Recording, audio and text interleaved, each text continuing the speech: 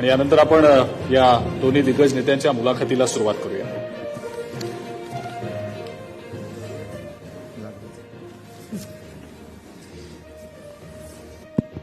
नमस्कार. Bharat leadership summit 2026च्या आत्ताच्या सेशनमध्ये खरं तर पॉवरफुल कॉन्व्हर्सेशन होणार आहे. त्यांचं व्हिजन काय 2047ला घेऊन मुंबई संदर्भातलं असेल किंवा सांस्कृतिक मंत्रालया संदर्भातलं असेल, या संदर्भातली लगेचच आपण मुलाखतीला सुरुवात करतोय. यावेळेला स्वागत करूयात मुंबईच्या प्रथम नागरिक महापौर रितुजी तावडे. खूप खूप स्वागत आपलं आजच्या या मंचावरती. आणि त्याचबरोबर आशिषजी शेलार, तुम्ही वेळ काढून व्यस्त वेळातही आलात आणि लगेच आपण क्विक कॉन्व्हर्सेशन जे आहेत ते करणार आहोत. सगळ्यात आधी मान मॅडम तुमचाच की मुंबईचं महापौर पद आपल्या हाती आलं, मात्र चॅलेंजेस कमी होताना दिसत नाही. वाढती नागरी समस्या असतील, येत्या काळातला पावसाळा असेल, महाराष्ट्रातलं राजकारण असेल, सगळ्यांना घेऊन तुमचं व्हिजन काय आहे ते आधी आम्हाला जाणून घ्यायचं. रितुजी. मुंबईचं महापौर पद अतिशय मानाचं पद आहे. भारतीय जनता पार्टीचं जवळपास 44 वर्षानंतर हा मानाचा बहुमान मला मिळालेला आहे. त्यामुळे मी या ठिकाणी माझ्या पक्षाचं आणि मुंबईकरांचं खूप खूप मी या ठिकाणी आभार मानते. महापौर पद अतिशय जबाबदारीचं आहे. मुंबईकरांनी अतिशय अपेक्षेने आणि त्यांच्या कामासाठी म्हणून या ठिकाणी महापौर पद या ठिकाणी सगळ्या नगरसेवकांना पाठवलेलं आहे. महापौर पद कार्यभार स्वीकारल्यानंतर बऱ्याच गोष्टी म्हणजे मुंबई महानगरपालिकेची जी 4.5 वर्षामध्ये थांबलेली कामं होती, जी प्रशासकीय काळामध्ये रखडली होती, किंवा असं म्हणायला हरकत नाही की मुंबईकरांना त्यावेळी त्यांची कामं प्रशासनाच्या माध्यमातून पूर्ण करता आली नाही, तर अशी सगळी रखडलेली कामं असतील किंवा मुंबईचं मग त्या ठिकाणी आपण नेहमी बोलतो की मुंबई महानगरपालिका आली की मग पाणी, रस्ते, लाईट वगैरे ह्या सर्व गोष्टी असतातच. मग त्या सगळ्या गोष्टींना घेऊन एक चॅलेंजिंग वर्क होतं. तर ह्या सगळ्या गोष्टी करत असताना आता कॉर्पोरेशनमध्ये या विविध गोष्टींवरती चर्चा होते. पण आता एक मात्र नक्की झालंय, कॉर्पोरेशनमध्ये सगळे नगरसेवक आपापल्या वॉर्डमध्ये त्या ठिकाणी काम करतात आहे आणि अशा पद्धतीचं काम मुंबई महानगरपालिका कॉर्पोरेशनमध्ये अनेक विषयांवरती चर्चा करत असताना ते पूर्णतः सॉल्व्ह होतात आहे. त्या गोष्टींकडे आपण लक्ष देतोय. आणि पावसाळ्यापूर्वीचा जो तुम्ही प्रश्न केला, तर आता आम्ही अतिशय अलर्ट मोडवरती आहोत. गेले 1.5 महिना अगोदरच आम्ही मुंबई महानगरपालिका सर्व, मी स्वतः महापौर म्हणून, उपमहापौर असतील, सगळ्या कमिटीचे अध्यक्ष असतील किंवा प्रशासन असेल, असं आम्ही संपूर्ण ऑन फ्लोअर आम्ही जमिनीवर उतरून आम्ही लोकांच्या सेवेसाठी आज काम करतोय. मग पावसाळ्यापूर्वीची पूर्ण नालेसफाई असेल, स्वच्छता असेल, किंवा आत्ताच आदरणीय मुख्यमंत्री देवेंद्र फडणवीस साहेब, आशिषजी बसलेत आता इथे, तर महाराष्ट्र शासनाच्या माध्यमातून जे मुंबईचे 2000 किलोमीटरचे रस्ते, जे मुंबईकर अतिशय त्रासले होते रोडसाठी, तर आता जवळपास 3rd फेज म्हणजे 750 किलोमीटरचे रोड आपण विथ टनेल डक आपण कंप्लीट केलेले आहेत. तर अशा पद्धतीने पावसाळ्यापूर्वीची असलेली सगळी सतर्कता आम्ही पूर्णतः कंप्लीट करतो. बरोबर आहे. म्हणजे वेगवान सरकार जे काम करतंय त्या संदर्भात तुम्ही देखील समर्थन करताय आणि मुंबईकरांना दिलासा मिळेल अशी अपेक्षा आम्ही तुमच्याकडून करतो. लाघवी. आजचा दिवस शेलारजी फार महत्वाचा आहे. आज 6 जून. सगळ्यांचंच लक्ष रायगडावर लागलेलं होतं आणि महाराष्ट्राला एक उज्ज्वल सांस्कृतिक वारसा लाभलेला आहे. हा गडकिल्ले जतन करण्यापासूनचा विषय गेल्या अनेक वर्षांपासूनचा. नुकतीच तुम्ही रायगड संदर्भात एक बैठक घेतली.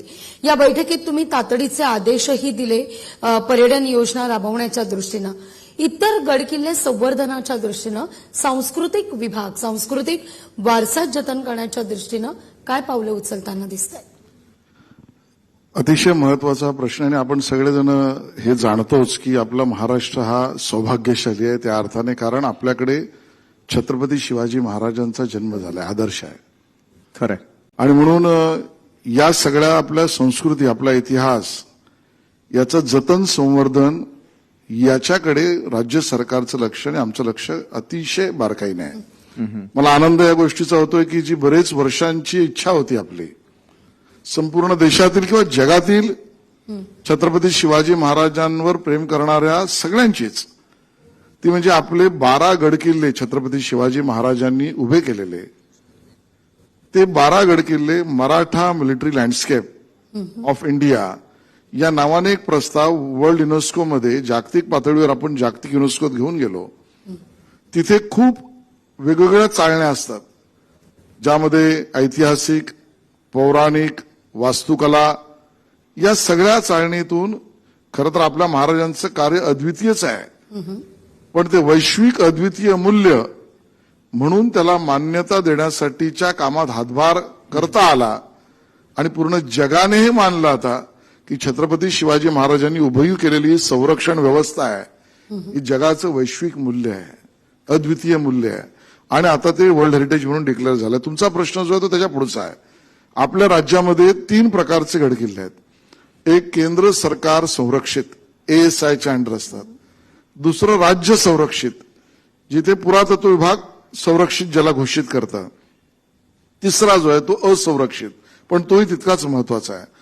यावेळेला माननीय मुख्यमंत्री देवेंद्रजींनी त्यांच्या खात्याअंतर्गत किंवा त्यांच्या अधिपत्याखाली मैत्री नावाची एक व्यवस्था निर्माण केली, संस्था निर्माण केली, जी वर्ल्ड बँक आणि जागतिक स्तरावरील वेगवेगळ्या विषयांमध्ये जास्तीचं इन्व्हेस्टमेंट, गुंतवणूक कशी आणता येईल यावर काम करते. त्याबरोबर आमच्या सलग बैठका झाल्या आहेत आणि 2047ला ज्यावेळेला आपण शताब्दी देशाच्या स्वातंत्र्याची करू त्यावेळेला विकसित महाराष्ट्र या मॉडेलमध्ये राज्यातील सर्व केंद्र शासन संरक्षित, राज्य संरक्षित आणि असंरक्षित या सगळ्यांचा एक मास्टर प्लॅन 6 महिन्यात पूर्ण होईल आणि या सगळ्यांवर सेवा सुविधा, जतन संवर्धन, माहिती आणि त्याला जोड असलेल्या सगळ्या इन्फ्रास्ट्रक्चर, पायाभूत सुविधा यासहित पूर्ण काम 2047 पर्यंत करण्याच्या टप्प्याच्या कामाला आपण सुरुवात करू. वाह, क्या बात आहे. तर त्यालाच जोडून मला पुढचा प्रश्न जो आहे रितू मॅडम तुम्हाला विचारायचा आहे की जसं आशिषजींनी सांगितलं की गड किल्ले संवर्धन आणि ते सौंदर्य महाराष्ट्राला अप्रतिमरित्या लाभलेलं आहे, तसंच काहीसं मुंबईचं देखील आहे. ज्यावेळेला आपण साऊथ बॉम्बेला जातो त्या ठिकाणी असलेल्या जुन्या इमारती असतील आणि त्यानंतर अवास्तव वाढत चालणारी मुंबई पण आपण पाहतोय. दोन्ही गोष्टींना जतन करणं, सर्वसामान्यांना नागरी सुविधा मिळणं आणि त्याही पुढे जाऊन सर्वसामान्यांना परवडतील अशा प्रकारची घरं आणि मराठी माणूस मुंबईच्या बाहेर जाऊ नये यासाठीचे प्रयत्न कुठल्या स्तराला सुरू आहेत? मुंबई ही मुळातच खूप सुंदर आहे. हो, आणि मुंबईला जर अधिक सुंदर करायचं असेल तर मी जो पुढाकार घेतलाय तो म्हणजे ग्रीन बेल्ट, हरित जितके बेल्ट आपल्याला मेंटेन करता येईल त्याकडे मी जास्त लक्ष देते. आत्ताच कालच पर्यावरण दिवस झाला तर एक जवळपास मी स्वतः डिक्लेअर केलंय जवळपास माझ्या टेन्युअरमध्ये किमान मी 1 लाख झाडं तरी मुंबईमध्ये लावून घेणार आहे. वाह. मी नॉर्थ ईस्ट मुंबईमध्ये जवळपास काल 17,000 झाडांचं प्रयोजन केलेलं आहे. म्हणजे तुम्ही मुंबईचा जो विषय सांगितला. आणि दुसरा प्रश्न काय होता आपला? मुंबईतल्या नागरी सुविधा, रस्ते आणि सर्वसामान्यांना परवडणारी घरं. मराठी माणूस मुंबईच्या बाहेर मराठी माणूस हा मुंबईच्या बाहेर गेलाच नाही पाहिजे. तेच आमचं महाराष्ट्र शासनाचं आणि मुंबईचं जर प्रथम काम असेल तर. जर तुम्हाला उदाहरण द्यायचं झालं तर बीडीडी चाळचं डेव्हलपमेंट करत असताना आदरणीय मुख्यमंत्री साहेबांनी या ठिकाणी आशिषजी बसलेत त्या सगळ्यांनी म्हणजे हे ट्रिपल इंजिन कसं काम करते ते पहा. तर या ठिकाणी बीडीडी चाळीमध्ये आतापर्यंत कोणी विचार केला नाही, तो आमच्या सरकारने केलेला आहे. बीडीडी चाळीमध्ये राहत असलेला मराठी माणूस जो 160 स्क्वेअर फीट घरामध्ये राहत होता त्याला 560 स्क्वेअर फीटचं घर देण्याचं काम हे या ठिकाणी देवेंद्रजींच्या सरकारने केलेलं आहे. मग त्याचबरोबर आपण बघायला गेलं तर धारावी सारखी पूर्ण सिटी 10 लाख लोकांची क्लस्टर डेव्हलपमेंटमध्ये आपण सुरुवात केलेली आहे. म्हणजे एक धारावी म्हणजे एक शहरच त्या ठिकाणी तयार होणार आहे. मग परत तिकडे मराठी जो माणूस आहे तो त्याच ठिकाणी आपण ठेवणार, तिथेच त्यांना आपण घरं देतोय. मग मी ज्या ठिकाणी राहते कामराजनगर त्या ठिकाणी पण आपण संपूर्ण ती जी झोपडपट्टी आहे ती डेव्हलप करून त्या ठिकाणी त्या लोकांना आपण चांगलं घर त्या ठिकाणी देतोय. म्हणजे मराठी माणूस हा मुंबईच्या बाहेर गेला नाही पाहिजे ह्याच्यासाठी जर सातत्याने कोण प्रयत्न करत असतील तर या ठिकाणी महाराष्ट्र शासन आणि त्याच्याच जोडीला असलेले जी प्राधिकरण आहेत, मग मुंबई महानगरपालिका असू दे, MMRD असू दे, PWD, सगळेच आम्ही आस्थापना या ठिकाणी उतरून मराठी माणूस हा मुंबईत राहिला पाहिजे ह्याच्यासाठी सर्वात जास्त काम करतोय. ऋतुजींनी आता जो उल्लेख खरं तर केला, पालकमंत्री सुद्धा सर तुम्ही आहात आणि तोच मुद्दा मला विचारायचा आहे की ग्रीन मुंबईचा जो मुद्दा आपण उपस्थित करतोय, आज मुंबईला 26 जुलैपासून काही अंशी कोणी तारलं असेल तर कांदळवनं मँग्रोव्हचा मुद्दा मुंबईत खूप गाजताना दिसतोय. दहिसर बोरिवली पासून या भागात मँग्रोव्ह मोठ्या प्रमाणावर आहेत. आज तेच मँग्रोव्ह वाचवण्याकरता अनेक जण पुढे येत आहेत. त्या दृष्टिकोनातून पालकमंत्री म्हणून काय पावलं उचलली जात आहेत? नाही, अतिशय महत्वाचा मुद्दा आहे. केवळ 26 जुलै सारख्या घटनांनंतर मुंबईला वाचवण्यासाठी कांदळवनाची गरज तर आहेच, पण तेवढ्या पुरता नाही. खरं कांदळवन हे त्याच्यापेक्षा एक जैविक मूल्य आपल्या सगळ्यांसाठी जे संवर्धन आपल्याला त्याचं करावंच लागेल. मला असं वाटतं की या कामाला गतीच 2014ला ज्यावेळेला देवेंद्र फडणवीसजी मुख्यमंत्री झाले तेव्हापासून सुरू झाली. मॅनग्रोव्ह पार्क ही कॉन्सेप्टच मुंबईत नव्हती. मॅनग्रोव्ह पार्क बोरिवलीमध्ये, म्हणजे आता विरोधकांची स्थिती कशी झाली माहितीये का, की मॅनग्रोव्ह पार्कचं ओपनिंग करा ह्याच्यासाठी ते आंदोलन करतायत. म्हणजे केलं तर नाहीच, आम्ही पूर्ण केलं, त्याच्या कामाचं श्रेय घेण्यासाठी त्यांना आता धावपळ करावी लागते. या टप्प्याने आणि या गतीने आम्ही कामं करतो. मॅनग्रोव्ह प्लांटेशन याच्यासाठी विशेष निधी आहे. पर्यावरण विभागामध्ये यापूर्वी सुद्धा भरीव रक्कम नव्हती, ती आता या काळामध्ये आपल्या सगळ्यांना मिळाली आणि मॅनग्रोव्ह प्लांटेशन पर्यंत आपण चाललो आहोत. बरोबरीने मॅनग्रोव्ह केवळ मुंबई आणि मुंबईच्या परिसरात नाही, MMR रिजनमध्ये या सगळ्याची वृद्धी कशी व्हावी, कारण त्याच्याबरोबर विविध पक्षी आणि नैसर्गिक येणाऱ्या ज्या गोष्टी आहेत त्या आपल्याला मिळाल्या पाहिजेत. या दृष्टीने एक मास्टर प्लॅन या दिशेने काम आपण करतो आणि म्हणून मला वाटतं की अतिशय योग्य पद्धतीने काम चालू आहे. मुंबई महानगरपालिका आणि महापौरांचं मी अभिनंदन करेन की छोट्या छोट्या गोष्टी पर्यावरणाच्या, काल त्यांनी आपल्या प्राणी संग्रहालयामध्ये एक इलेक्ट्रिक व्हेकल सुरू केले. म्हणजे वरिष्ठ नागरिकांना, लहान मुलांना तिथेही जे प्राणी पक्षी बघायला येतील तर त्यांनाही त्रास होता कामा नये आणि पर्यावरणपूरक विचार केला पाहिजे. मला वाटतं 1 लाख झाडाचं जसं महापौर मॅडमचं मी अभिनंदन करतो की त्यांनी हा प्रयोग सुरू केला. मी स्वतः पालकमंत्री म्हणून आरेमध्ये 3000 एकरमध्ये 22 विविध संस्थांना वर्षानुवर्ष जागा दिल्या आहेत आणि त्यातल्या काही पडीक आहेत, काही वापरतायत, काही योग्य काम होतंय, काही योग्य व्हायचं आहे. 1.5 महिना मी आणि आमची सगळी टीम काम केली.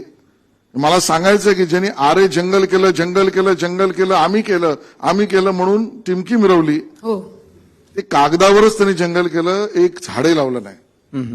80 एकर तिथली जागा शोधून आम्ही काढली, विविध आस्थापनांची घेतली आणि मुंबईमध्ये आपण आरेमध्ये 80 एकरमध्ये 5 लाख झाडं लावण्याच्या कामाला सुरुवात सुद्धा केली. आणि म्हणून या पद्धतीने काम करणं हेच भारतीय जनता पक्ष, महायुती आमचं धोरण आहे आणि त्या दिशेने आम्ही काम करू. आम्ही शांतपणे, विनम्रतेने काम करू, एवढंच आम्ही आश्वासित करतो. बरं, आशिषजी आणि स्वतः महापौर याला ऋतू मॅडम आपल्यासोबत आहेत. दोघांसाठी एक मला कॉमन प्रश्न विचारायचा आहे की मुंबई हे असं हब आहे, जी माया नगरी आहे, ज्याची भुरळ कुणालाही पडल्याशिवाय राहत नाही. त्याहीपेक्षा महत्वाचं महाराष्ट्र, ज्या ठिकाणी इन्व्हेस्टमेंट किंवा त्या संदर्भातले वेगवेगळे मुद्दे उपस्थित केले जातात, दावोसला जाऊन अनेक करारही होताना दिसतात. खरं तर आज भारत लीडरशिप समिटमध्ये आपण बोलतोय, त्या अनुषंगानं मला प्रश्न विचारायचा आहे की आंतरराष्ट्रीय स्तरावरती भारताला तुम्ही दोघेही कुठे पाहता? कशा प्रकारचं प्रगतीपथावरती सुरू असलेलं काम आहे?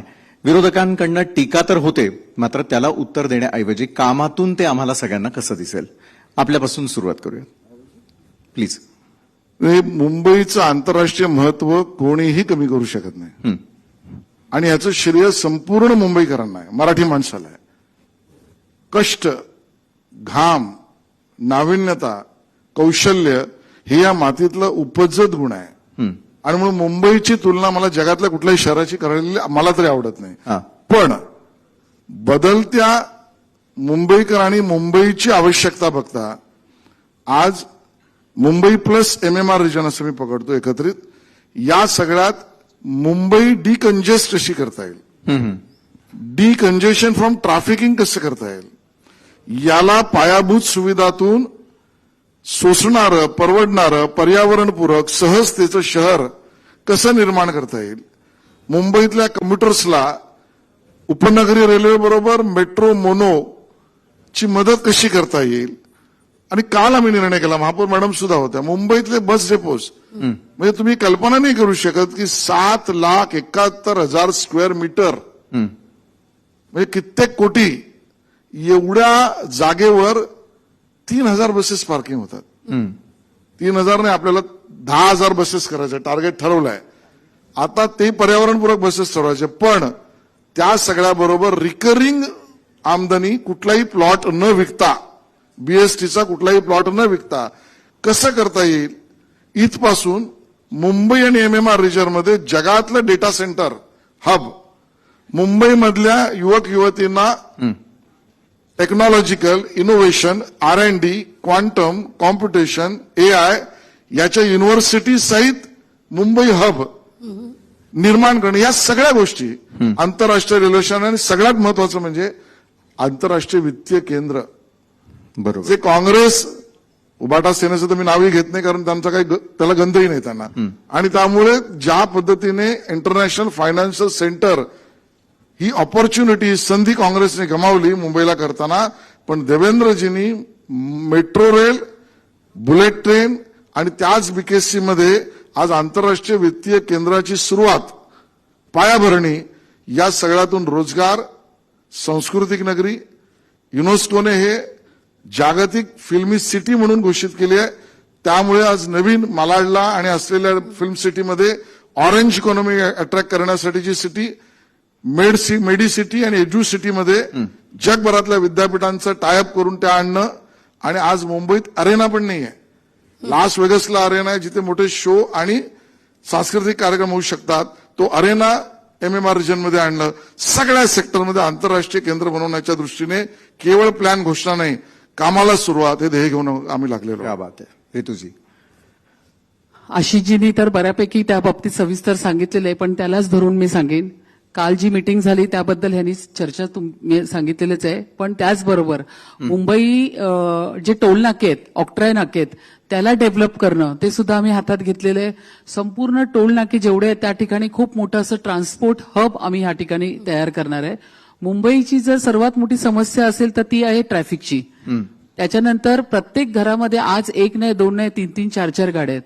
तर त्यामुळे ट्रॅफिकची एवढी मोठी समस्या आणि पार्किंगची फार मोठी समस्या. तर त्याच्यासाठी हे ट्रान्सपोर्ट हब तयार करून मग त्या ठिकाणी रिक्षापासून मोठ्या ट्रान्सपोर्टपर्यंत त्याची पार्किंगची व्यवस्था, मग त्यालाच लागून असलेलं मराठी मल्टिप्लेक्स थिएटर जे आपल्या मराठी लोकांसाठी, त्याचबरोबर महाराष्ट्राची खाद्यसंस्कृतीसाठी खूप मोठं हॉटेल्स तयार करणं, त्या ठिकाणी मुंबईत येणारे आणि मुंबईच्या बाहेर जाणारे ह्या लोकांसाठी विश्राम केंद्र, म्हणजे ज्याच्या माध्यमातून मुंबई महानगरपालिकेला रेव्हेन्यू पण जनरेट होईल, लोकांना सुद्धा सुविधा मिळतील. परत त्याचबरोबर लागून असलेलं म्हणजे माझं एक थीम होतं की प्रवेशद्वार तयार करायचे.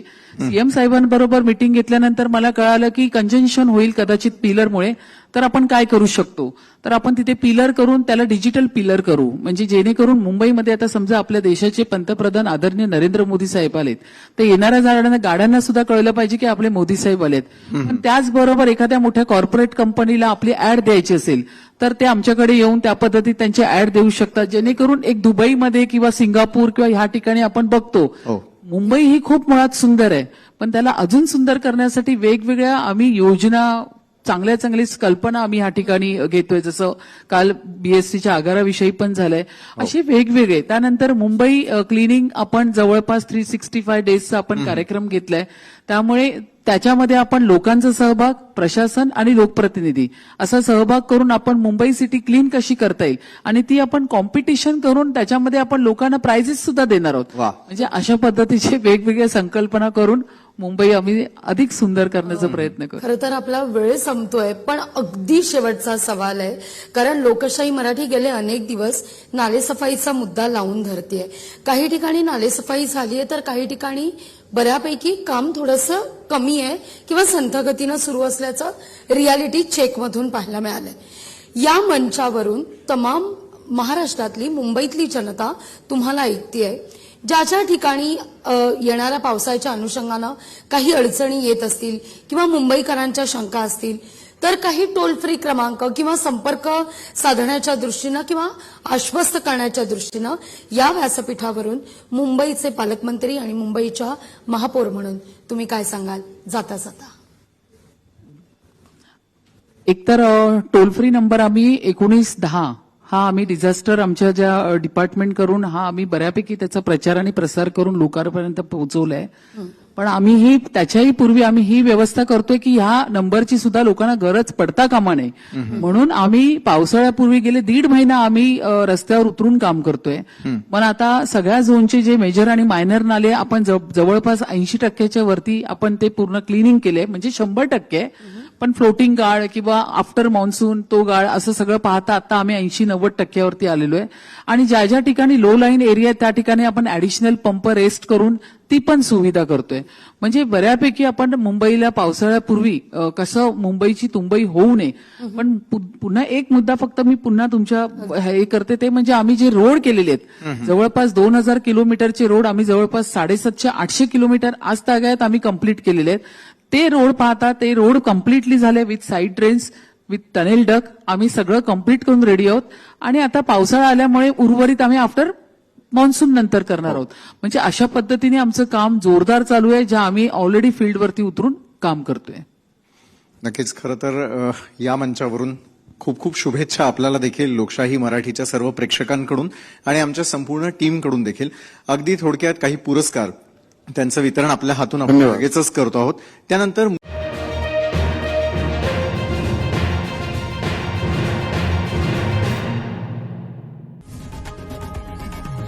लोकशाही मराठी ऐका, पहा, जागरूक रहा.